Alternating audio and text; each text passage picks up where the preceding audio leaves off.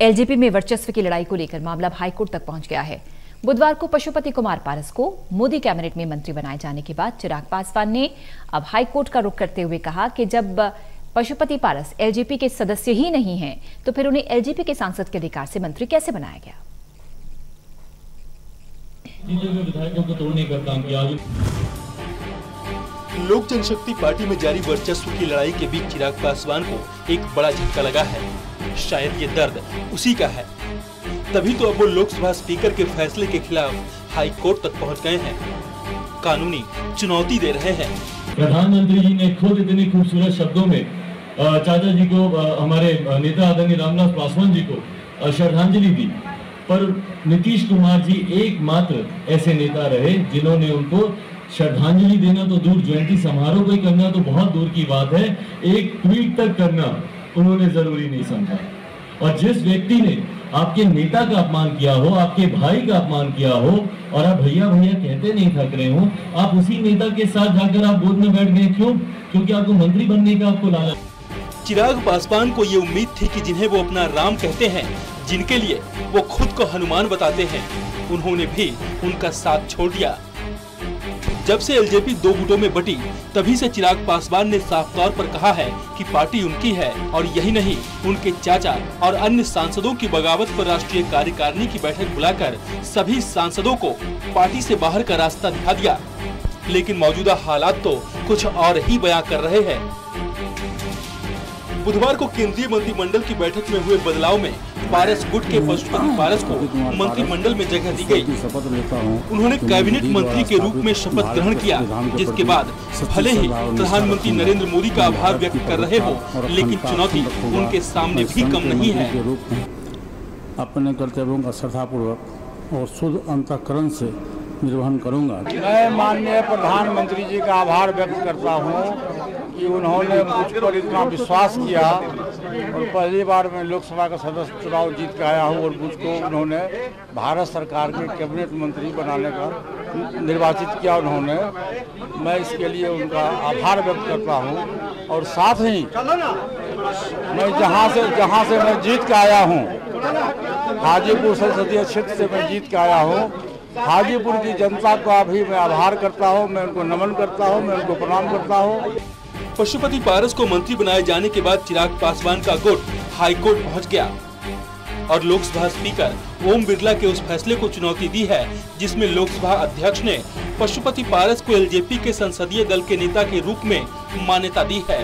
दावा करेंगे मेरी आगे की कानूनी लड़ाई मेरी बच जाएगी। क्यों? क्योंकि मैंने पार्टी से पहले ही इन सबको निष्कासित कर रखा है। तो आज की तारीख में ये पांचों सांसद लोक जनशक्ति पार्टी के लोग सदस्य नहीं हैं। ऐसे में अगर ये जनता दल यूनाइटेड अगर ज्वाइन करते हैं और जनता दल यूनाइटेड के कोटे से अगर मंत्री बनते हैं, मेरी ढेर सारी शुभकामनाएं। भाजपा ज्वाइन करते हैं, उसके कोटे से मंत्री बनते हैं, मेरी ढेर सारी शुभकामनाएं। या इंडिपेंडेंट कोटे से मंत्री बनते हैं, मेरी ढेर सारी शुभकामनाएं। हालांकि पशुपति पारस को मंत्रिमंडल में शामिल करने से पहले चिराग पासवान ने एक के बाद एक कई ट्वीट कर प्रधानमंत्री को सीधे तौर पर चेतावनी दी थी कि अगर पशुपति पारस को मंत्रिमंडल में शामिल किया जाता है तो वो हाई कोर्ट जाएंगे। उन्होंने अपने ट्वीट में कहा था कि पार्टी मेरी है, ऐसे में मेरी अनुमति के बिना किसी को भी मंत्रिमंडल में शामिल करना गलत है। हालांकि उन्होंने ये भी कहा है कि अगर निर्दलीय सांसद के रूप में या फिर बीजेपी में शामिल करवाकर अगर पशुपति पारस को मंत्री बनाया जाता है तो उन्हें कोई दिक्कत नहीं है। लेकिन लोकसभा स्पीकर ने तो पहले ही पशुपति पारस को एलजेपी संसदीय दल का नेता के रूप में मान्यता दे दी है। ऐसे में अब चिराग पासवान खुलकर बीजेपी के इस फैसले का विरोध कर रहे हैं। वहीं दूसरी तरफ चिराग पासवान नीतीश कुमार पर भी जमकर हमला कर रहे हैं। चिराग पासवान का साफ तौर पर कहना है कि नीतीश कुमार ने उनसे बदला लिया है, क्योंकि बिहार विधानसभा चुनाव के समय उन्होंने नीतीश कुमार की जेडीयू को सबसे ज्यादा नुकसान पहुंचाया। यही वजह है कि आज जेडीयू बिहार में तीसरे नंबर की पार्टी बनकर रह गई है। आज के बाद से लोक जनशक्ति पार्टी जिसने जो करना था किया, जिसकी जो महत्वाकांक्षा थी, और आज की तारीख में वो स्पष्ट हो गया। चुनाव से पहले होंगे यकीनन, इस बात को भी आप लिख कर ले लें, लोकसभा से पहले होंगे। और अब तो उसकी भूमिका और तेजी से बनेगी। जिस तरीके से जनता दल यूनाइटेड के ने और मुख्यमंत्री नीतीश कुमार ने अपने ही नेताओं के साथ धोखा किया, अपने ही नेताओं के साथ धोखा कर कर उन्होंने जिस तरीके से पशुपति कुमार पारस जी के नाम को ज्यादा प्राथमिकता दी, सिर्फ अपनी व्यक्तिगत रंजिश निकालने के लिए।